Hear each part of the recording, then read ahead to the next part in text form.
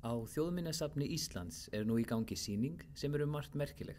Hún sýnir það að Ísland hefur lengi verið mjög þverþjóðlegt og að fordómar á landinu sé alls ekki nýir af nálinni. Sýningarhöfundar tveir mannfræðingar, það Kristín Loftsdóttir og Unnur Dís Skaftadóttir.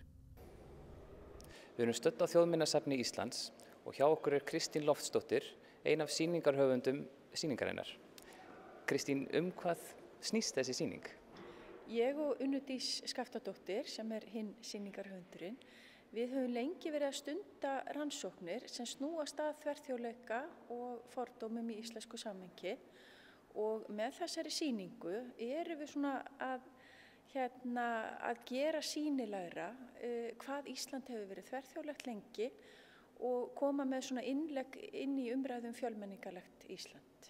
En við erum svona að reyna að gera þennan málaflokk aðgengilegra einmitt fyrir kannski einstaklinga sem eru ekki innan akademíunnar, bæði fullorðna og börn. Og ég myndi halda fyrir foreldra eða skólahópa að koma með krakkana á þessa sýningu, og það alveg fullt af hlutum sem hægt að tala og kannski einmitt góð leið til þess að nálgast mikilvægi þess að sýna öðrum ekki fordóma, meðal annars vegna uppruna og litarhátts. Sýningin kemur einnig sérstaklega inn á kynþáttafordóma.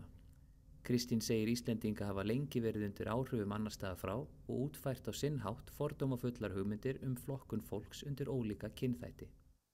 Og á sama stað í sýningarrýminu þá minnum við líka á að kynþáttafordómar hluti af okkar samtíma.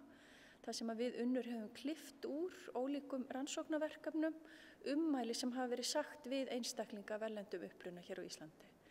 Og ég held að fyrir marga sé sjokkerandi hvernig hluti fólk, bara venjulegt fólk, að heyra í sínu daglega lífi sem vísar þá til uppruna, litarhátts eða trúarbragða.